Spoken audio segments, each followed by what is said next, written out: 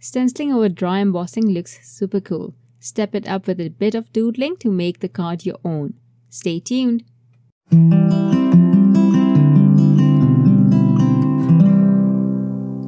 Hi there everyone, welcome to Creative Coloring with Erum. Today I will be combining a couple of things to create a very special looking card, and it's very easy to create, looks gorgeous too. It is also not bulky yet still full of texture, so you're going to love it. I have the entire project kit here. This is the Craft Your Life Feathered Lilies project kit with the stamp, die, stencil and the 3D embossing folder. I will just be using the stencil and the embossing folder today. I will quickly emboss a panel of Crest soda white cardstock, the size of my card front, using the 3D embossing folder from this kit.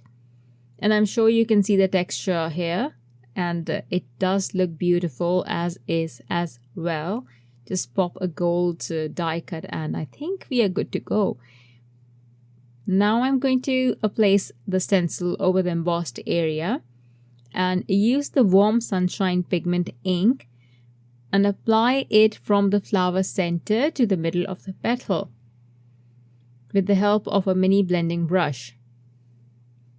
The bristles of this brush are more compact, so this is going to give me a really nice and quick coverage. Once I have the yellow on there, I will apply the Coral Berry Pigment Ink. Start by dabbing the ink onto the stencil, as these are very pigmented. This is why I chose the midtones, so I don't need any other shade.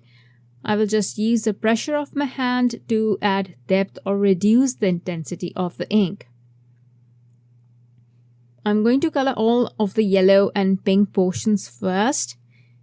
In some areas where I think the sunlight might be hitting the petals, those that are facing upwards and their tips are curled downwards, I will try to use less ink there as to show highlights, as in less pressure of my hand.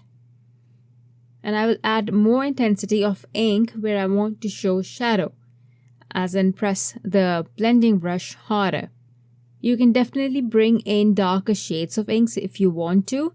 I will show you this in a minute when I move to the leaves. For the leaves, I will be using the Forest Glades Pigment Ink with a heavy hand for the most part.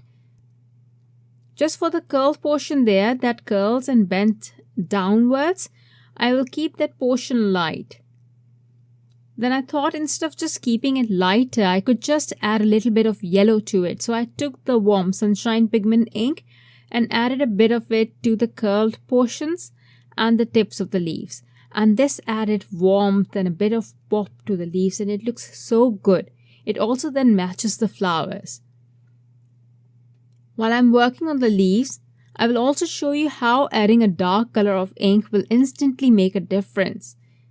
I'm using the Evergreen Pigment Ink, and though I don't need it at all, and just to show you, I am going to add this to a few portions and you can see the variation among leaves now.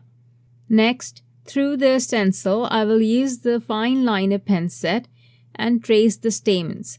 You don't have to use the stencil to do this, but you can if you want to. I would rather just hand draw, add the hand-drawn look because I do really like the hand-drawn look. Once I have the stamens, I thought it lacked something, so I pulled out my small blending tool and the Frayed Leaf Pigment Ink.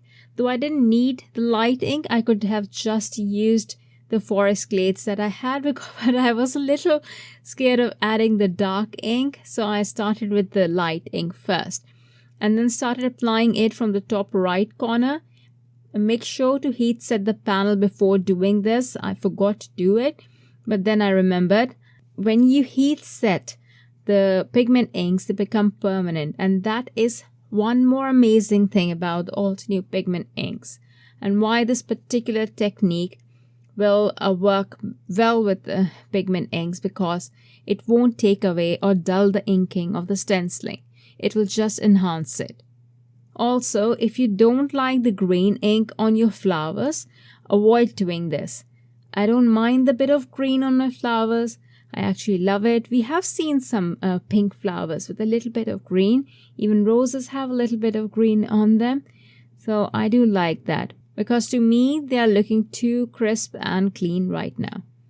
I'm also going to add forest glades to the extreme top right corner because I thought the frayed leaf was a little too light. So I should have just added forest glades to begin with. In case you do get a lot of green on your flowers and you do want to cover some of it up, you are lucky because you can build up layers with pigment inks. Just add a bit of pink again through the stencil.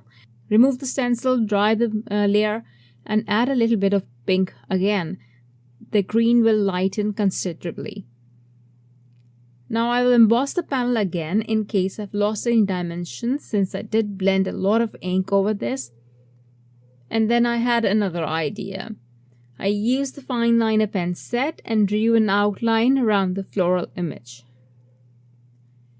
This doesn't need to be perfect. If you don't like to draw, you can use the stencil to trace an outline, but I wouldn't recommend it because when you use the pen to do this, you will get pen marks or bleeds. I'm also going to draw lines where there are grooves, and this will add a lot of interest. You can stamp the outline image and work on that with the stencil, but I like the hand-drawn sketchy look. It creates a unique look, and I also love the embossed panel. So I do combine these two elements together whenever I do get a chance. Once I'm done, I will add fine black paint splatters from the Essential Watercolor 12 pan set. Then I will add a few white splatters as well. I use chalk paint for this. You can use acrylic paint too. Then I will stamp the sentiment in Obsidian ink, and to give it more of a handwritten look, I will just add a hand-drawn element to it, just a little dash below the sentiment. And it does look handwritten, doesn't it? I do love how this turned out. The pigment inks are a dream to ink blend with, and it looks like a pattern paper, doesn't it? I will just adhere this onto the card base, and this was so fast and easy to put together. Also looks so good. I hope you will try this, and if you do try, please do tag us. Thank you for watching, everyone. Bye.